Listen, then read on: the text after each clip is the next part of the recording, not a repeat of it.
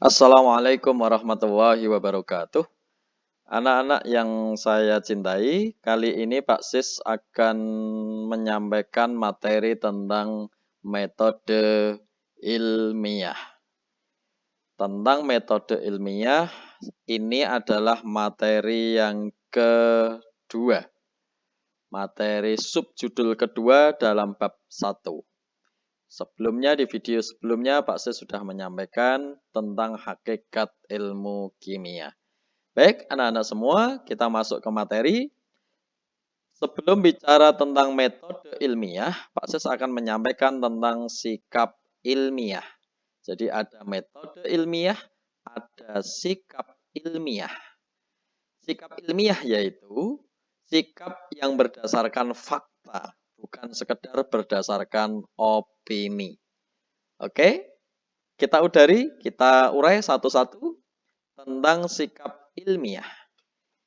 Yaitu ingin tahu, itu salah satu sikap ilmiah itu ingin tahu, kritis, jadi saya ulangi, sikap ilmiah itu, rasa ingin tahu itu merupakan sikap ilmiah, karena dari ingin tahu, akhirnya bisa mencari tahu, membuka-buka ilmunya, membuka-buka informasi, melakukan penelitian, ingin mencari tahu. Nah, begitu. Contohnya, kenapa toh kok manusia itu kalau nggak kena oksigen kok bisa meninggal. Nah, akhirnya dari rasa ingin tahu itu akhirnya mencari tahu. Begitu. Ini ingin tahu. Yang kedua kritis. Sikap kritis ini akan menimbulkan kemajuan yang positif. Karena dengan sikap kritis, orang ini akhirnya menjadi orang yang tahu tentang kekurangan segala sesuatu. Sehingga berusaha untuk memperbaiki dari kekurangan itu. Kemudian sikap terbuka. Sikap terbuka ini termasuk sikap ilmiah juga. Sikap terbuka. Terbuka itu seperti apa? Maksudnya adalah kalau kita salah, ya mau dibenarkan. Terbuka itu adalah mau menerima masukan dari orang lain. Itu sikap terbuka. Sikap objektif, yaitu sikap sesuai fakta. Bukan menurut subjektivitas manusia, tetapi sesuai fakta. Kalau benar ya sampaikan benar, kalau salah sampaikan salah. Itulah objektif. Kemudian menghargai karya orang lain. Jadi dalam sikap ilmiah adalah orang yang mau menghargai karya orang lain. Tidak sekedar menghargai karya sendiri, tapi mengabaikan karya orang lain. Tidak begitu. Tapi mau menghargai karya orang lain. Terus berani mempertahankan kebenaran. Kalau memang benar ya dipertahankan. Maksudnya bukan sekedar ngeyel, tapi punya data-data yang akurat untuk mempertahankan kebenarannya itu. Punya alasan-alasan yang rasional, punya bukti-bukti bahwa pendapatnya itu benar. Kemudian menjangkau ke depan. Sikap ilmiah itu bagaimana maksudnya menjangkau ke depan? Dia berpikir masa depan. Contoh, misalkan saja, ini ada pegunungan yang tandus. Maka orang yang menjangkau masa depan, dia akan berpikir begini, ini gunung ini tandus, nggak bisa diapa-apakan, nggak bisa ditanami karena berupa bebatuan saja. Kalau orangnya berpikir masa depan, maka akan berpikir, oh bagaimana supaya ini bisa menghidupi masyarakat. Maka diolah batu yang tandus tadi menjadi semen, misalkan. Itu berarti menjangkau ke depan. Terus, jujur. Ya, jadi tidak boleh bohong orang sikap ilmiah itu. Kalau benar sampaikan benar, kalau salah sampaikan salah sesuai data apa adanya. Tekun, tidak mudah menyerah. Optimis, yakin bahwa tujuannya akan tercapai. Punya tanggung jawab. Jadi, punya tanggung jawab itu bagian dari sikap ilmiah. Tidak boleh mengabaikan tanggung jawab. Disiplin, itu juga termasuk sikap ilmiah. Selain itu, teliti. Jadi, penting sekali agar kita nanti menjadi orang yang teliti supaya tidak ceroboh. Ini pengantar tentang metode ilmiah, saya awali dari sikap ilmiah. Baik, anak-anak semua kita lanjutkan tentang metode ilmiah. Jadi saya ulangi, ada metode ilmiah, ada sikap ilmiah. Sekarang kita masuk ke metode ilmiah. Metode ilmiah yaitu proses berpikir. Jadi metode itu proses berpikir. Proses berarti harus step demi step, tahap demi tahap, urut. Untuk memecahkan masalah. Gitu. Jadi proses berpikir untuk memecahkan masalah secara sederhana dan terkontrol. Gitu.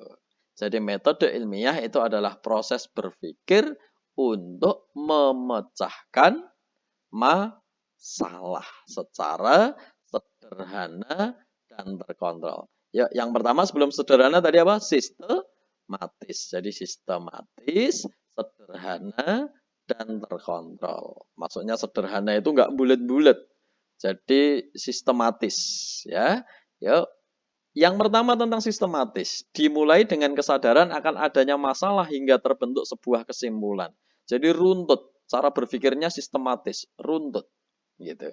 Kemudian tentang selanjutnya adalah empiris. Empiris itu sederhana, harus tersedia datanya yang diperoleh dari hasil pengukuran sesuai fakta, nggak bulat-bulat, sesuai datanya. Yo, empiris harus sesuai datanya, tersedia datanya yang diperoleh dari hasil fakta yang ada, pengukuran fakta yang ada. Kemudian terkontrol, maksudnya terkontrol itu adalah dalam berpikir secara ilmiah itu dilakukan secara sadar dan terjaga. Jadi nggak ngawur, semuanya terkontrol. Itu metode ilmiah. Sekali lagi, apa itu metode ilmiah? Proses berpikir untuk memecahkan masalah. Bicara proses berarti bertahap dan urut. Yuk kita lihat langkah-langkahnya, karena harus bertahap dan urut. Langkah-langkahnya bagaimana? Langkah-langkah metode ilmiah. Langkah-langkahnya adalah, yang pertama, merumuskan masalah. Yang kedua, menyusun kerangka berpikir. Yang ketiga, menyusun hipotesis. Yang keempat, melakukan eksperimen. Yang kelima, menganalisis data. Yang keenam, menarik kesimpulan. Yang ketujuh, menulis laporan penelitian. Saya urai satu-satu, merumuskan masalah. Jadi orang untuk berpikir tentang sikap ilmiah tadi, melakukan langkah-langkah metode ilmiah, itu caranya adalah merumuskan masalah. Jadi dia punya masalah. Kenapa begini? Kok bisa begitu? Kenapa? Nah itu namanya merumuskan masalah. Selanjutnya, menyusun kerangka berpikir. Jadi orang ini akan misalkan saja mikir, oh kenapa begitu? Akhirnya mencari tahu di buku, di internet, dan sebagainya. Nah, itu menyusun kerangka berpikir. Setelah itu, menyusun hipotesis. Maksudnya menduga dengan dugaan sementara. Walaupun dugaan itu bisa benar, bisa salah. Boleh saja, dugaannya benar boleh, dugaannya salah juga boleh. Itu namanya menyusun hipotesis atau hipotesa. Dan ini harus urut. Punya masalah dulu, baru berpikir, baru menduga. Nggak boleh pertama sudah menduga dulu, belum punya masalah kok sudah menduga, kan nggak mungkin. Gitu. Lanjut, yang keempat, melakukan percobaan atau eksperimen untuk menguji apakah dugaannya tadi benar atau salah. Sekaligus untuk mengumpulkan data. Maksudnya mengumpulkan data itu untuk ngecek. Oh, kalau tak coba begini ternyata hasilnya begini. Tak coba begitu, hasilnya begitu. Misalkan aja. Nanti saya jelaskan dengan contoh supaya paham. Yang kelima, dari eksperimen itu kita punya data, maka dianalisis datanya. Yang keenam, menarik kesimpulan. Oh, kesimpulannya begini, begini, begini, begini. Yang keenam, menulis laporan penelitian. Agar yang diteliti tadi tidak hilang. Tidak hanya untuk sendiri, tapi bisa dibaca oleh orang lain. Ditulis laporannya, ditaruh di perpustakaan atau di media-media. Supaya orang lain bisa membaca. Kalau belum paham, saya jelaskan lewat contoh. Ya, kasih contoh. Contoh penerapan metode ilmiah. Contohnya begini, contoh. Setiap ke sekolah, Tasya memperhatikan besi pagar sekolah yang dilaluinya. Jadi setiap berangkat ke sekolah, Tasya memperhatikan pagar sekolah. Pagarnya terbuat dari besi. Ternyata pagar sekolah tersebut di beberapa bagian sudah berkarat. Di rumahnya, jadi yang berkarat tadi pagar sekolah di luar gedung. Kemudian Tasya melihat di dalam rumahnya. Di rumahnya, Tasya pun mengamati bahwa di beberapa bagian besi pagar rumah juga sudah berkarat, juga di luar rumah. Tapi, namun di dalam rumahnya, di dalam rumah, Tasya mendapati bahwa besi-besi penyangga meja tidak berkarat. Saya perjelas, jadi Tasya ini melihat kalau ke sekolah, pagar di luar gedung kok berkarat. Pagar di luar rumahnya, di rumah Tasya juga berkarat. Tapi ada besi kaki penyangga meja, besi-besi penyangga meja, itu kok tidak berkarat. Padahal sama-sama besi. Kemudian Tasya mikir, ya kita terapkan metode ilmiahnya. Oke, bagaimana metode ilmiahnya untuk ini? Jadi sekali lagi, bagaimana menerapkan metode ilmiah dari kasus Tasya melihat besi yang berkarat. Ini hanya contoh lah ya, tidak harus besi yang berkarat. Bisa saja melihat gunung, bisa saja melihat daun-daunan, bisa saja melihat bebatuan, sehingga bisa menimbulkan banyak pertanyaan dan bisa menimbulkan keinginan untuk meneliti. Nah, ini hanya contoh aja ya. Oke, yuk kita jawab bagaimana menerapkan metode ilmiahnya. Kita jawab. Langkah yang pertama adalah gara-gara melihat besi tadi, besi yang berkarat, pagar yang berkarat tadi, Tasya merumuskan masalah. Masalahnya bagaimana? Masalahnya adalah Tasya ingin tahu apakah yang menyebabkan perkaratan di rumah dan sekolahnya. Sekali lagi, Tasya merumuskan masalah. Kenapa ya pagar di rumah dan di luar rumah itu dan di luar sekolah itu tadi kok berkarat? Dia merumuskan masalah. Sementara yang di rumah kok tidak berkarat. Kemudian, gara-gara itu Tasya berpikir. Menyusun kerangka berpikir ini berarti berpikir. Berpikir itu tidak hanya mikir tok, tapi dia mencari tahu. Itu berpikir. Mencari informasi, membaca buku, mencari informasi di internet, di koran, dan sebagainya. Ya, ini dia melakukan seperti ini, namanya menyusun kerangka berpikir. Apa yang dilakukan Tasya? Tasya mencari tahu melalui buku-buku dan internet tentang faktor-faktor yang menyebabkan perkaratan. Jadi Tasya mikir begini, itu kok bisa berkarat kenapa? Aku mau tahu coba aku tak googling dulu. Aku tak lihat di YouTube. Oh, aku tak lihat di perpustakaan. Oh, aku pengen nyari buku ini tentang faktor-faktor yang menyebabkan perkaratan. Nah, itu proses berpikir. Lanjut. Setelah itu, Tasya tidak hanya sekedar berpikir. Tasya sekarang menduga. Tasya menduga. Oh, ternyata Tasya menduga. Sekali lagi, yang namanya dugaan, hipotesis atau dugaan tadi, dugaan sementara, karena belum dibuktikan. Itu dugaan itu bisa benar, bisa salah. Jadi hipotesis atau dugaan sementara itu bisa benar, bisa salah. Maka Tasya menduga bahwa perkaratan tadi karena besi terkena sinar matahari yang terlalu panas. Jadi gara-gara kena sinar matahari, maka besi itu berkarat. Itu dugaan Tasya loh ya. Belum tentu benar itu dugaannya. Gitu. Namanya hipotesis itu boleh benar, boleh salah. Namun, hal tersebut belum tentu benar. Karena bisa saja disebabkan oleh hal lain. Ya. Maka Tasya harus membuktikan dugaannya ini benar atau salah. Dia harus mencoba. Berarti langkah selanjutnya apa? Langkah selanjutnya, Tasya melakukan eksperimen. Apa itu eksperimen? Percobaan. Mencoba-coba. Caranya bagaimana? Caranya mungkin caranya begini. Pakunya ditaruh di gelas-gelas. Jadi punya 5 paku. Yang satu taruh di gelas A, yang satu taruh gelas B, yang satu taruh gelas C, taruh gelas D, taruh gelas E, misalkan aja gitu ada 5 paku, masing-masing ditaruh di gelas yang berbeda-beda. Yang satu diisi air tanpa ditutup, yang satu diisi air tapi ditutup, ya ditutup yang ruapet sehingga nggak ada udara yang masuk.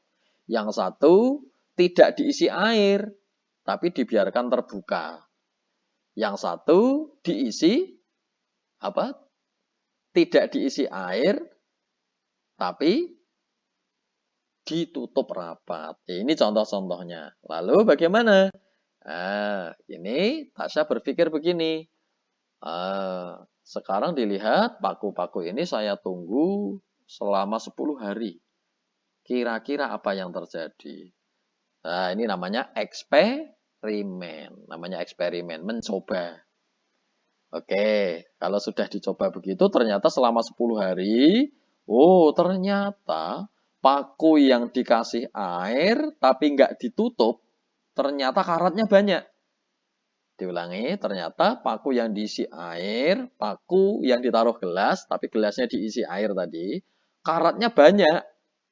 Ya, saya ulangi, paku yang dimasukkan di dalam air, ini hanya cerita lesan ini saya, kemudian tidak ditutup, karatnya banyak. Oh, ini eksperimen. Kalau begitu, ya, dia melakukan eksperimen. Ternyata lagi paku yang ditutup, gelasnya ditutup dan tidak diisi air, sama sekali nggak berkarat. Gitu. Ya, maka ini namanya eksperimen. Tasya melakukan eksperimen untuk mengetahui apakah penyebab dari perkaratan tadi. Setelah melakukan eksperimen, datanya ditulis. Mana saja yang berkarat dan mana saja yang tidak berkarat. Setelah itu, dia punya data, maka dia menganalisis data. Data ini diperoleh dari mana? Dari eksperimen, dari uji coba. Punya data, data itu dianalisis. Dianalisis itu maksudnya dijelaskan. Kenapa begini, kenapa begitu. Begitu. Ya, data itu dianalisis. Jadi Tasya menganalisis data fakta bahwa paku yang terkena air dan udara bisa berkarat. Sedangkan besi yang tidak terkena air atau paku yang tidak terkena air tadi itu tidak berkarat. Tidak terkena air dan tidak terkena udara juga tidak berkarat. Kesimpulannya, maka setelah menganalisis data, Tasya menarik kesimpulan. Kesimpulannya bagaimana? Kesimpulannya adalah dari analisis data tadi ternyata menyebabkan besi berkarat, menyebabnya adalah udara dan air. Berarti dugaan Tasya tidak tepat. Tadi kan dia semula menduga karena panas matahari kan? Oh iya, ternyata nggak tepat. Tasya menarik kesimpulan dari hasil itu bahwa kesimpulannya penyebab karat adalah air dan udara. Sekali lagi ini hanya contoh ya. Hanya contoh, kasusnya banyak sekali ya. Nah, gitu. Yang terakhir, ini tidak saya tulis. Setelah menarik kesimpulan apa? Menulis laporan penelitian. Ya nulis saja, ditulis, dilaporkan. Apa yang dia lakukan tadi dilaporkan supaya bisa dibaca oleh orang lain, menjadi pengetahuan bagi orang lain. Itu saya kira apa yang saya sampaikan tentang tentang metode ilmiah tadi sudah cukup. Kita simpulkan dulu anak-anak semua. Apa langkah pertamanya tadi? Merumuskan masalah. Sekali lagi apa tadi? Merumuskan masalah. Yang kedua, menyusun kerangka berpikir. Yang ketiga, menyusun hipotesis. Yang keempat, melakukan eksperimen atau percobaan. Untuk apa tujuannya? Menguji hipotesis dan untuk mengumpulkan data. Yang kelima, menganalisis data. Yang keenam, menarik kesimpulan. Ini harus urut, nah. Dan harus hafal ya, dihafalkan ini ya. Harus urut ini, nggak boleh dibolak-balik.